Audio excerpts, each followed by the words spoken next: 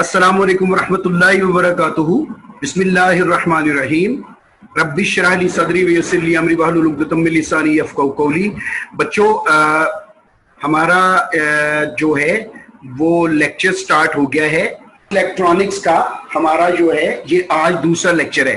पहला लेक्चर जो था वो मैंने आपको रिकॉर्डेड फॉर्म में भिजवा दिया था, इसलिए आज हमारा दूसरा लेक्चर है।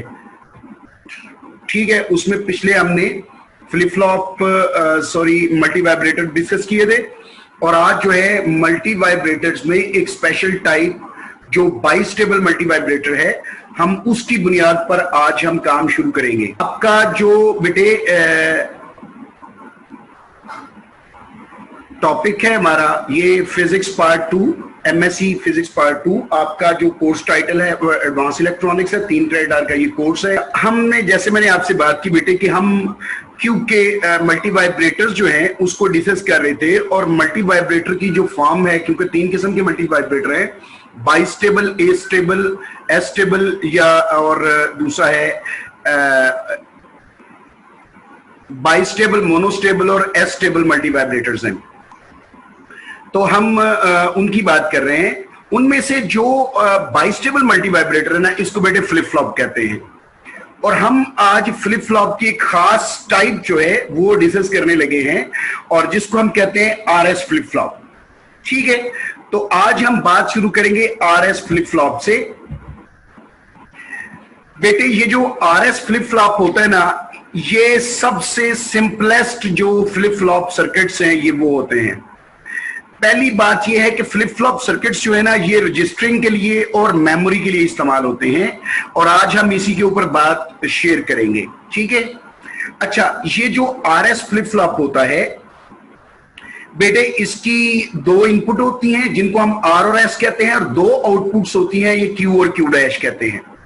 ठीक है, ये जो आर है इसको रीसेट कहते हैं। असल में रीसेट से ये आर है, ये इनपुट है, और एक एस इनपुट है जिसको हम सेट कहते हैं। क्लियर? यानी the letters R and S here stands for the reset and set. ठीक है, when the flip flop is set, जब फ्लिप फ्लॉप को हम सेट करते हैं तो इसका जो क्यू आउटपुट है वो 1 होती है। ये आपने याद रखना है। इसकी क्यू सेट की सिचुएशन में क्यू जो है वो 1 होती है, और क्यू डैश जो इसका कंप्लीमेंट होता है, ठीक है, वो 0 होती है। ये ज़हन में रखना है आपने। यानी सेट जो है इसमें क्यू 1 होता है, और रीसेट में जब हम इसको रीसेट करते हैं तो ये जो क्यू होता है ये 0 हो जाता है। बात समझ आ गई है? दोबारा समझ ले। सेट फॉर्म में क्यू 1 होता है, और उसी वक्त क्यू डैश 0 होगा। जब हम इसे रीसेट करेंगे तो क्यू 0 हो जाएगा, और क्यू डैश जो है वो इसका कंप्लीमेंट जो है वो 1 हो जाएगा। इसमें इंपॉर्टेंट चीज जो है ये याद रखनी है, flip flop is a bistable circuit, means the both of its output states are stable. इसकी दोनों आउटपुट स्टेट्स जो है ना वो स्टेबल होती हैं, और दोनों जो है एक दूसरे के कंप्लीमेंट्स होते हैं, यानी कंप्लीमेंट्री होती है। अगर एक 1 है तो दूसरी 0 होगी, और अगर एक 0 है तो इसकी 1 होगी। ये आउटपुट की बात कर रहा हूं। क्यू और क्यू डैश है, ये आउटपुट्स हैं।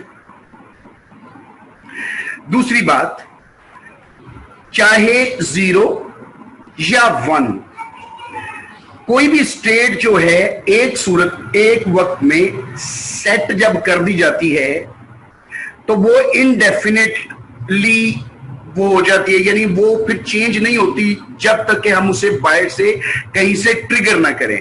ठीक है, अगर हम उसे ट्रिगर नहीं करते तो उसकी वो स्टेट जो है वो एग्जिस्ट करेगी। ठीक है जी, और इसीलिए ये सर्किट जो है क्योंकि अपनी स्टेट को याद रखता है, इसलिए इसको हम मेमोरी के तौर पे यूज करते हैं ये सर्किट को, और ये एक बिट यानी एक डिजिट को स्टोर करता है। ये जो एक वक्त में एक बिट को flip flop bistable multi vibrator में जो बाइस्टेबल फ्लिप फ्लॉप है, ये एक बिट को स्टोर करता है। ठीक हो गया बेटे। ये जो फ्लिप फ्लॉप है, आरएस फ्लिप फ्लॉप है, इसकी 2 टाइप्स हैं। एक को कहते हैं एक्टिव लो इनपुट, और एक को कहते हैं active high input. Active low input का मतलब है, एक्टिव का मतलब आप जानते हैं कि एक्टिव का मतलब होता है ऑन, तो लो का मतलब होता है जीरो। ठीक है, यानी एक्टिव इसकी जीरो जो है एक्टिव होती हैं, यानी लो जो है वो काम करती हैं इसकी ना इनपुट्स, और एक्टिव हाई में इसकी हाई आउटपुट्स जो है ना वो काम करती हैं। क्लियर हो गया पॉइंट?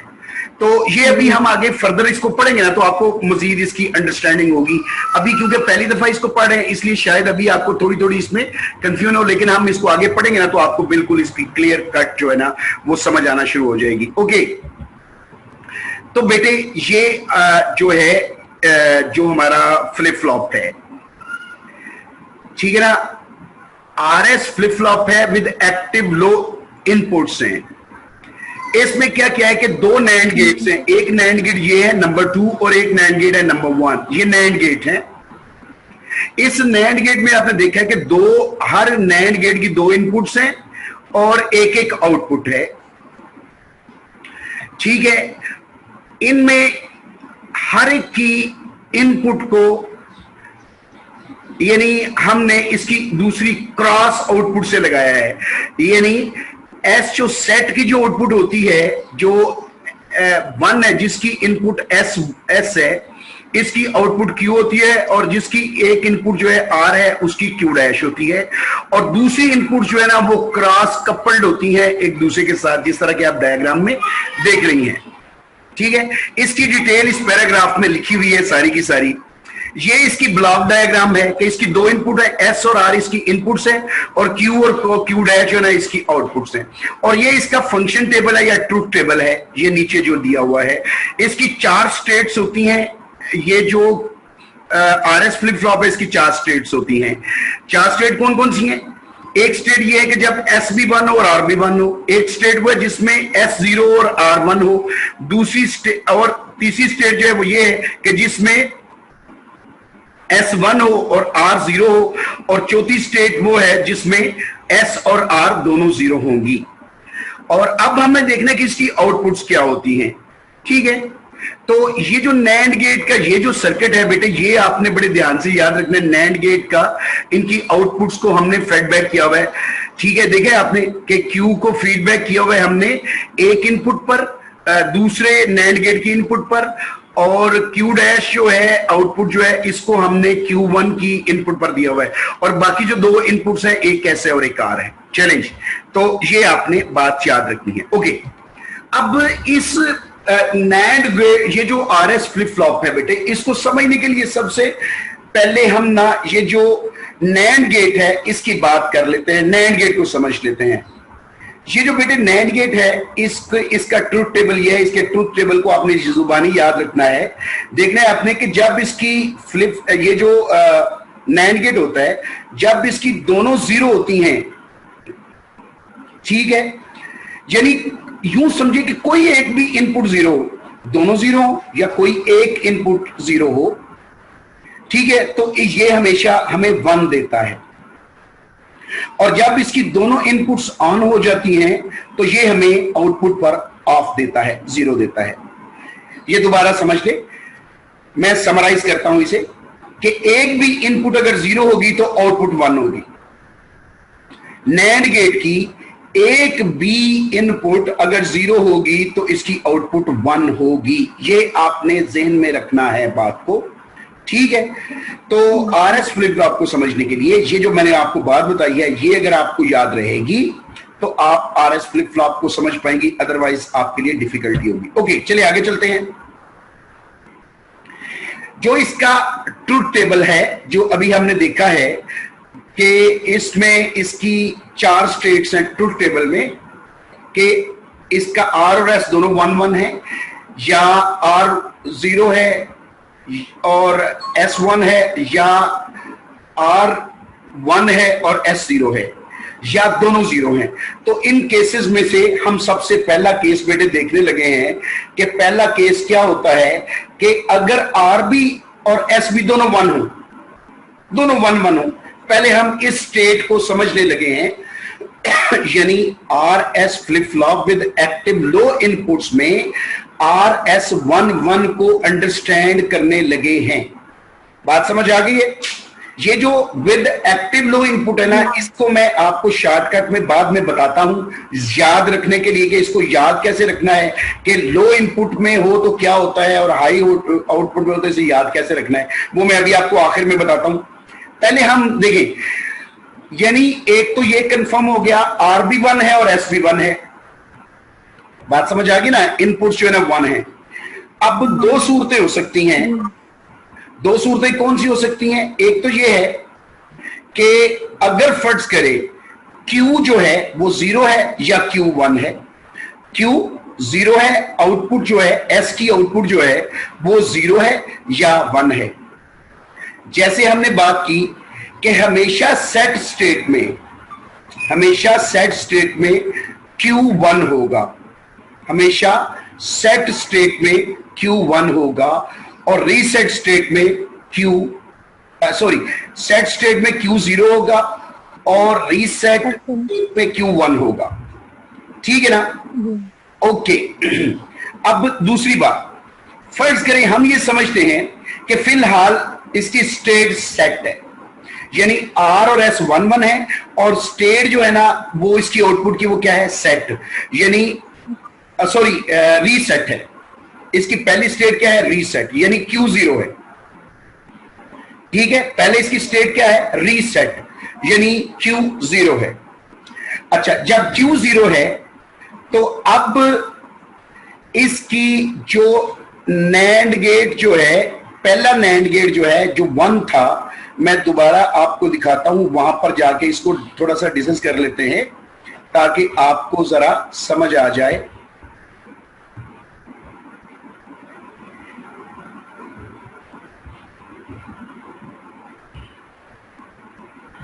आपको समझ आ जाएगी।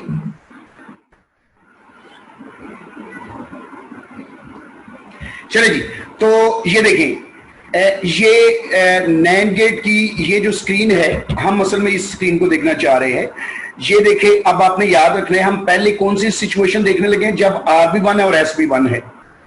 ठीक है, जब R1 और S1 है, ये भी 1 है और ये भी 1 है, और पहले हम अज्यूम क्या करने लगेंगे? फर्ज करें Q0 है।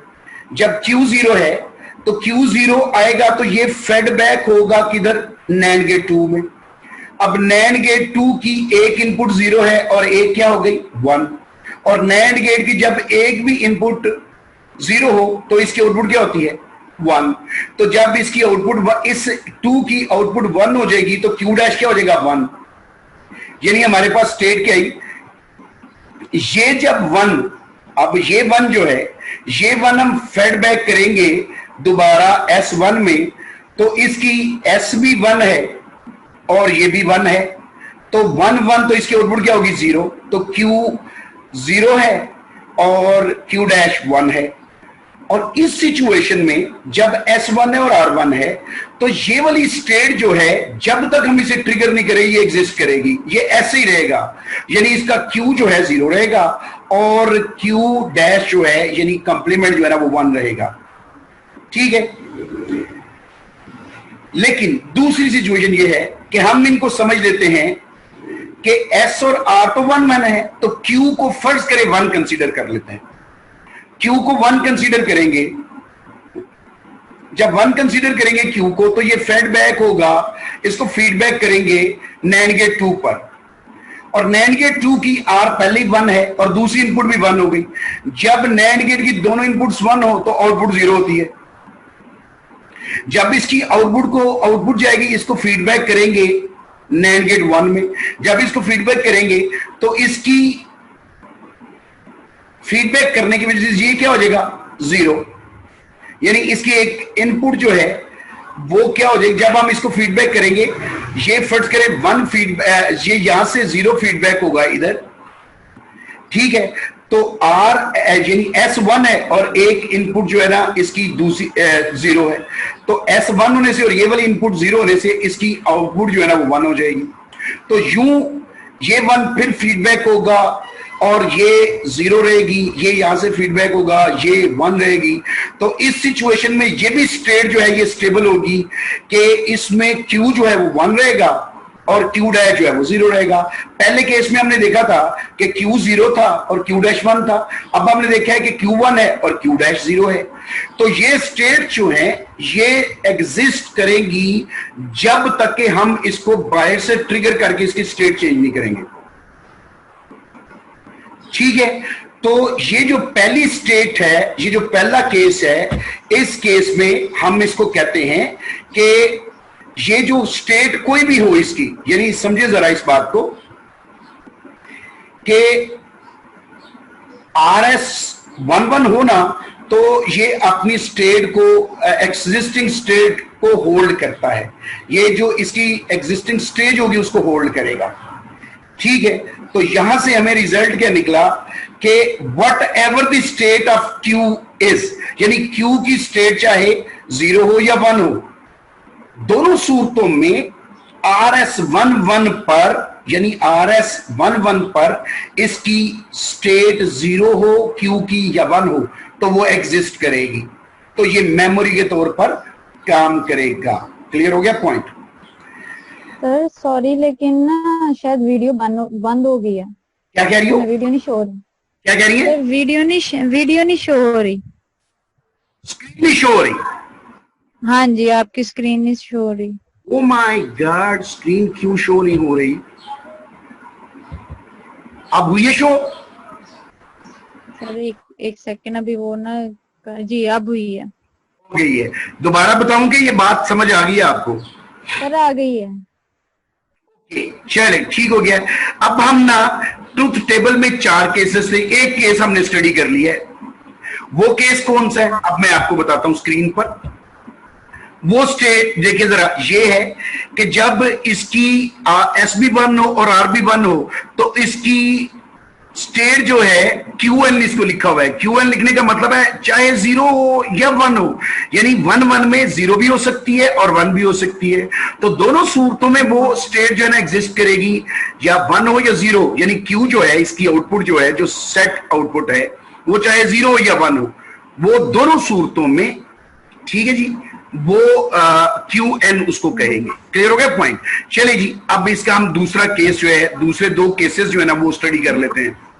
यानी इसके जो केस है ना कि सेट 0 हो और S0 और R1 हो, या S1 हो और R0 हो, ये दोनों स्टडी कर लेते हैं। ठीक है, और उसके लिए देखें ये वाली स्क्रीन मैं आपको शो कर रहा हूं और इसको आपने बड़े ध्यान से देखना है इस स्क्रीन को। ये देखें, फर्ज करें कि इसका S0 है और R1 है। पहले हम ये करते हैं S0 और R1। जब S0 और R1 होगा तो जो NAND गेट 1 है उसकी एक इनपुट 0 होगी ना, S होने की वजह, S0 होने की वजह से, तो उसकी आउटपुट क्या होगी? 1, यानी Q क्या हो जाएगा? 1। जब Q 1 होगा तो Q फीडबैक होगा। Q क्या होगा? फीडबैक होगा किसको? यानी NAND गेट 2 को फीडबैक होगा। और वो जो पहले ही उसकी एक इनपुट R जो है वो 1 है, तो 1 और 1 मिलके इसकी आउटपुट को क्या कहेंगे? 0। तो इस सिचुएशन में जो Q होगा वो 1 होगा और Q डैश क्या होगा? 0 होगा। तो जब S0 होगा और R1 होगा उस वक्त Q जो है वो 1 होगा, यानी सेट स्टेट में रहेगा, क्योंकि Q जब भी 1 होता है इसको हम सेट स्टेट कहते हैं। ठीक है, या दूसरी सूरत में ऐसा हो सकता है कि S जो है वो 1 हो और R जो है वो 0 हो। तो इस सिचुएशन में जब R 0 होगा तो NAND गेट 2 की एक इनपुट 0 है। जब इसकी एक इनपुट 0 है तो इसकी आउटपुट क्या होगी? 1, यानी Q डैश क्या हो जाएगा? 1। तो जब Q डैश 1 होगा, ये 1 फीडबैक करेंगे हम NAND गेट 1 को, तो उसका S तो पहली 1 है और एक और 1 आ गया, तो उसकी आउटपुट क्या हो जाएगी? Q डैश, क्योंकि दोनों इनपुट 1 1 है तो उसकी आउटपुट क्या हो जाएगी? Q 0 हो जाएगी। क्लियर हो गया पॉइंट? तो U उसकी Q डैश और Q दोनों इस सिचुएशन में Q 0 होगा और Q डैश है वो 1 होगा। क्लियर हो गया पॉइंट? चलिए जी, तो ये स्टेट्स भी हो गई ट्रूथ टेबल की, इसको भी आपने समझ ली है। और तीसरी बात, चौथी बात जो समझते हैं कि ओके आखिरी वाला ट्रुथ टेबल में केस रह गया, वो आर भी 0 और एस भी 0 हो। तो आपको पता है कि अगर नैंड गेट दोनों में उनकी इनपुट 0 होगी, यानी एस भी 0 और आर भी 0, तो दोनों नैंड गेट जो है उनकी एक एक इनपुट 0 है। तो जब एक एक इनपुट 0 होगी तो उन दोनों की आउटपुट क्या हो जाएगी? 1 1। दोनों की आउटपुट क्या हो जाएगी? 1 1। यानी Q भी 1 है और Q डैश भी 1 है, विच इज इम्पॉसिबल, क्योंकि हमने ये कहा हुआ है कि Q और Q डैश में एक दूसरे के कॉम्प्लीमेंट होते हैं। यानी Q अगर 0 है Q डैश 1 होगा, अगर Q जो है 1 है तो Q डैश 0 होगा। तो जब S और R 0 0 है तो Q भी 1 हो जाएगा और Q डैश भी 1 हो जाएगा, विच इज फॉरबिडन। ये स्टेट फॉरबिडन है, इसको हम, ये वाली स्टेट ऐसा केस नहीं हो सकता, इसलिए ट्रुथ टेबल का इसका जो चौथा केस है वो फॉरबिडन है। ठीक है, इसको हम कहते हैं this is the forbidden state as the Q and Q dash should be complement of each other, क्योंकि Q1 और Q डैश और Q को कॉम्प्लीमेंट होना चाहिए, इसलिए ये तो दोनों 1 1 आ गए हैं या 0 0 आ गए, 1 1 आ गए हैं, विच इज जो है प्रोहिबिटेड है। यानी ये गलत है, ऐसा हम नहीं करते, ये इनवैलिड है। तो इसका मतलब है thus the input condition R is and S is equal to 0 in invalid, तो ये इनपुट जो है इनवैलिड है। ठीक हो गया? The R and S inputs here have been shown as active low inputs, क्योंकि इस केस में एक्टिव लो है। क्यों एक्टिव लो है? Which is obvious as this flip flop is set, यानी सेट का मतलब क्या है? Q is equal to 1 when S is equal to 0, यानी इसकी S 0 होना, S 0 तो इसकी जो आउटपुट 1 आती है और रीसेट पर Q डैश 1 आती है, यानी जब इसका R 0 होगा तो वहां पर 1 आ जाएगी, तो लो आउटपुट पर ये एक्टिव हो जाती है इसकी आउटपुट्स। यानी जब S 0 होता है तो Q1 आता है और जब R 0 होता है तो Q डैश 1 आता है, इसलिए इसको एक्टिव कहते हैं कि लो इनपुट यानी 0 इनपुट 0 है लेकिन आउटपुट 1 आ रही है। तो ये सिचुएशन कौन सी है कि जब भी नैंड गेट की इनपुट जो है वो लो होगी तो इसकी आउटपुट क्या होगी? हाई होगी, इसलिए इसे लो एक्टिव लो इनपुट कहते हैं। एक्टिव लो इनपुट यानी लो इनपुट पर ये हमेशा एक्टिव आउटपुट देता है। तो इसलिए बेटे ये वाला केस जो था इसको कहते हैं लो इनपुट केस। क्लियर हो गया पॉइंट की नहीं? जी सर। हो गया? ओके, चले बेटे ये इसकी समरी है। ये जो मैंने जितनी भी बातें की है ये उसकी चारों स्टेट्स की समरी लिखी हुई है। इसमें मैंने एक 5वां पॉइंट ऐड किया है जो कि बहुत इंपॉर्टेंट पॉइंट है। वो इंपॉर्टेंट पॉइंट क्या है कि आरएस फ्लिप फ्लॉप ये जो हमने अभी शो किया है जो कि एक तो चीजों को याद रखने में स्टोर करने के लिए यानी यूज होता है, और फिर नंबर 1 कि ये स्टोरेज करता है, नंबर 2 कि इसकी स्टोरेज स्टेट जो है वो हम चेंज करते हैं ट्रिगरिंग से।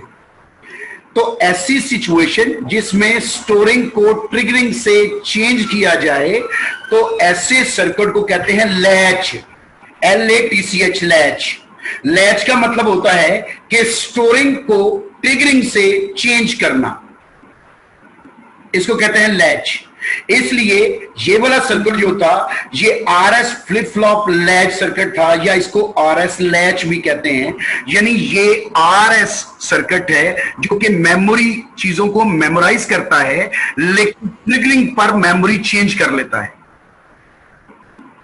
बात समझ आ गई है ना? तो इसको क्या कहते हैं? लैच। चलिए जी, अब दूसरी इसकी किस्म है आरएस फ्लिप फ्लॉप जो है विद एक्टिव हाई पर। ये एक्टिव हाई से क्या मराद होगी कि जब इसकी इनपुट हाई होगी तो इसकी आउटपुट जो है ना वो 1 होगी।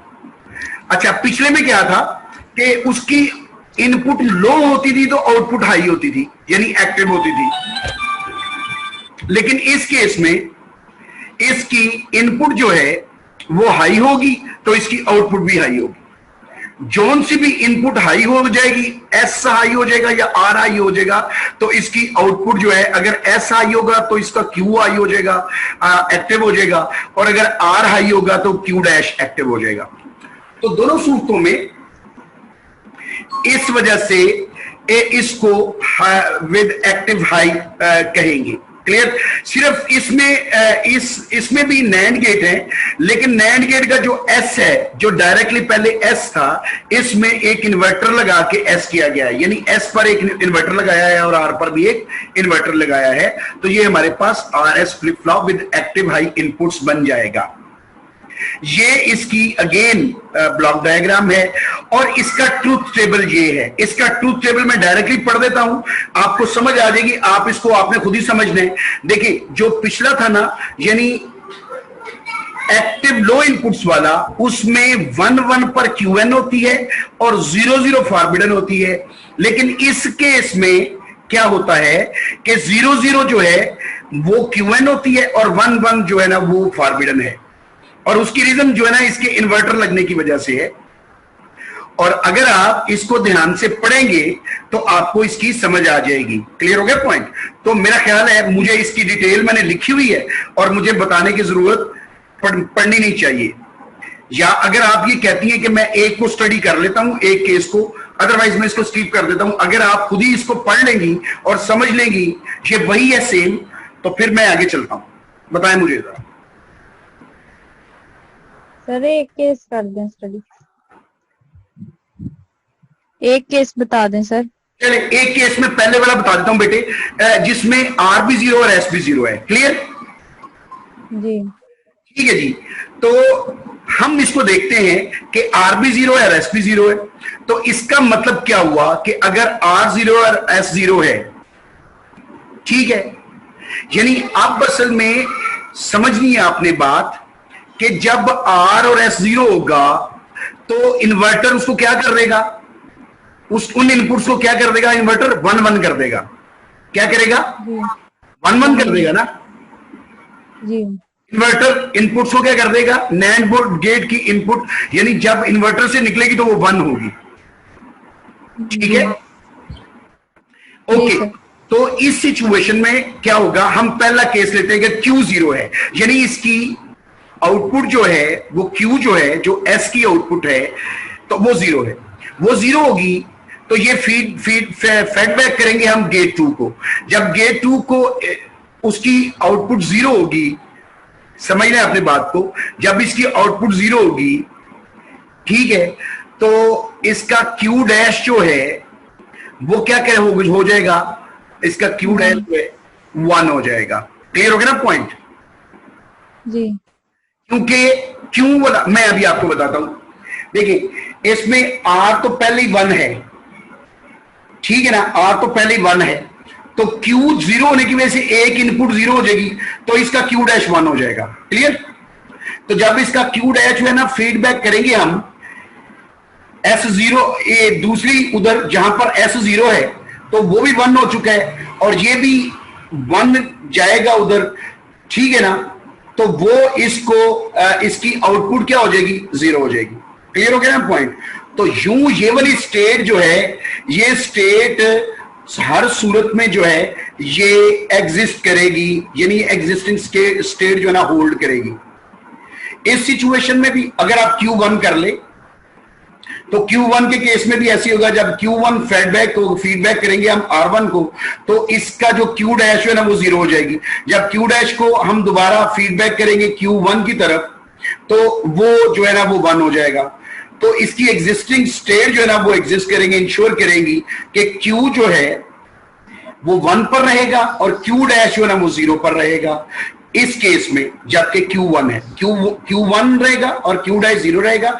इस सिचुएशन में Q 0 रहेगा और Q डैश 1 रहेगा। तो ये वाली स्टेट तब तक होल्ड करेंगी जब तक हम इसको ट्रिगर नहीं करेंगे। क्लियर? दूसरे जो दो केसेस हैं वो सेम है कि जब S0 है और R1 है, या S1 है और R0 है, तो इन दोनों स्टेट्स में ये जो है इसकी Q जो है, यानी जब S0 होगा तो Q 0 होगा और जब S1 होगा तो Q 1 होगा। ठीक है जी। तो यूं जो है ये वाले 3 केसेस हो गए। चौथा केस जो है ना, इसको समझना जरा थोड़ा सा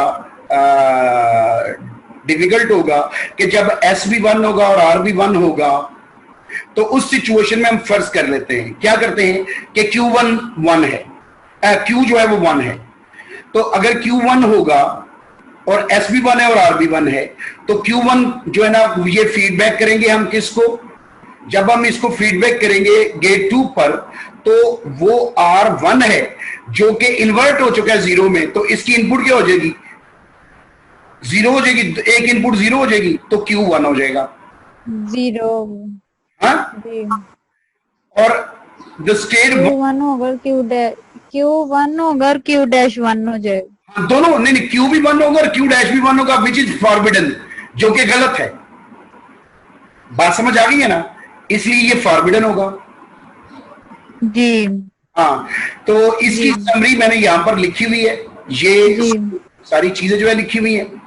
अब हम इसमें फिर दोबारा वो 5वां पॉइंट जो है वो मैं आपको बताता हूं कि आरएस फ्लिप फ्लॉप जो है ये आरएस लैच होता है। मैंने लैच की डेफिनेशन इस ये जो स्लाइड है ना इसमें डाल दी है। लैच की डेफिनेशंस क्या होती हैं, storage element that operates with signal level are refer to as the latch.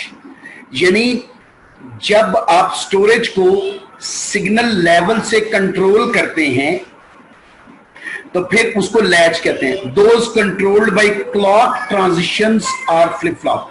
यानी फ्लिप फ्लॉप उनको कहते हैं जो कि क्लॉक ट्रांजिशन से कंट्रोल होते हैं। क्लॉक ट्रांजिशन से मुराद ये है कि उसका सिग्नल जो है वो क्लॉक होता है, यानी जिस तरह घड़ी के सेकंड ही चलते 1 2 3, तो यूं इसे कहते हैं क्लॉक सिग्नल। ये स्क्वायर वेव भी होती है और इसका टाइम ड्यूरेशन 1 होती है, स्क्वायर वेव होती है, इसको कहेंगे क्लॉक ट्रांजिशन।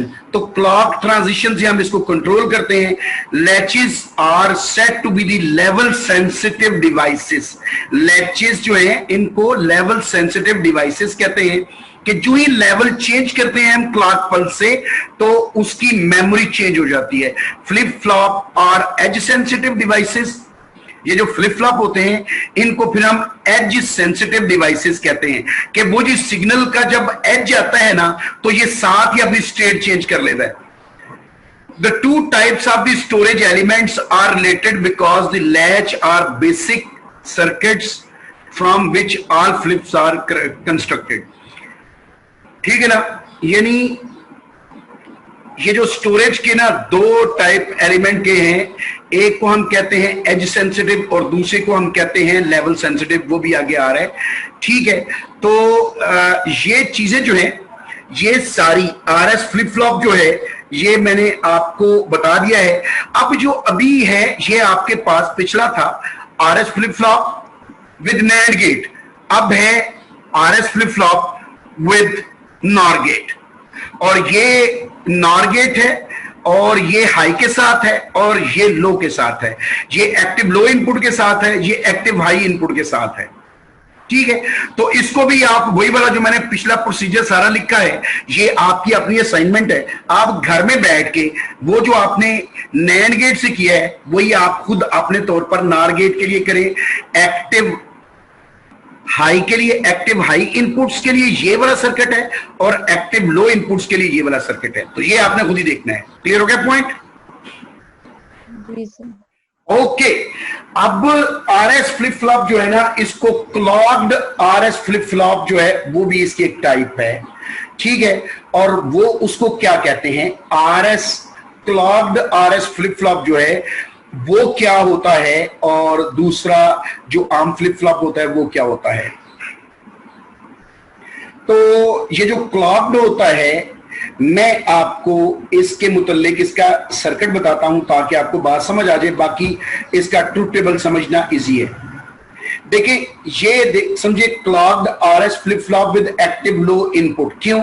क्योंकि ये देखें एक्टिव लो इनपुट्स का क्लॉक्ड सर्किट में क्या होता है कि ये नैंड गेट्स लगे हुए हैं, उनके साथ नीचे नैंड गेट लगाए हैं किसके साथ, इन्वर्टर्स के साथ। यानी आप यूं समझे कि जिसको हम अगर ये वाला सर्किट क्लॉक्ड ना लगा हुआ हो, यानी ये वाला सर्किट नीचे वाला नैंड गेट 2 ये ना लगे हुए हो, तो हम इसको कहते हैं active high input RS flip flop with active high inputs, इसको कहते हैं। लेकिन अगर ये वाला सर्किट नीचे लगा दिया जाए तो ये हो जाता है active low inputs, clogged RS with active low inputs. ठीक है, इसको क्लॉक्ड इसलिए कहते हैं कि देखें ये वाला जो आपका गेट है ना, नैंड गेट, ये कौन इसे कंट्रोल करता है? ये क्लॉक पल्स इसे कंट्रोल करती है। आपने गौर करना है, जरा मेरी बात समझनी है आपने। इस जब ये फर्ज करे 1 है और ये भी 1 है, चले पहले बल्कि ट्रूथ टेबल देख लेते हैं। ये दोनों 0 0 है, ये क्या है? ये भी 0 है, ये भी 0 है। यानी इस नैंड गेट की, ये वाले नैंड गेट्स जो हैं, इनकी एक इनपुट ये है और एक इनपुट ये है, और दूसरी जो है ना क्लॉक पल्स से इनकी इनपुट्स को कपल किया गया है। अब आपने इसकी आउटपुट्स देखनी है, इसकी आउटपुट्स देखनी है। मैंने इसको एक और तरीके से भी समझाया है, अगली फिगर आती है तो मैं आपको समझाता हूं उस तरीके से भी। सिर्फ आपने पहले बात समझ लेनी है कि ये जो क्लॉक्ड आरएस होता है ये क्या होता है। सिर्फ इसमें ये वाली जो डायग्राम पिछली क्लॉक पल्स वाली लगी हुई है ना, ये वाली एक्स्ट्रा है। अच्छा, इसमें देखिए अगर आरएस 0 0 है और क्लॉक भी 0 है, अगर आर एस भी 0 है और आर भी 0 है और क्लॉक भी 0 है, तो ये भी 0 हो गई, ये भी 0 हो गई, ये भी 0 होगी और ये भी 0 होगी, तो इनकी आउटपुट्स क्या होंगी? 1 1 हो जाएंगी। तो जब इनकी आउटपुट्स 1 1 होंगी तो इसके मुतालिक हम जानते हैं कि ये सर्किट की अगर इनपुट 1 1 हो जाए तो वो तो फॉरबिडन होती है। समझ आ गई है ना? तो वो फॉरबिडन होती है। इसकी 1 1 अगर इनपुट हो जाए, ये वाला जो सर्किट है जिसको हम वैसे अगर अलहदा पढ़ा हुआ हो तो कहते हैं एक्टिव हाई इनपुट, ठीक है ना, RS flip flop with active high inputs कहते हैं। और ये 1 1 पर फॉरबिडन है, पिछला केस हमने देखा है।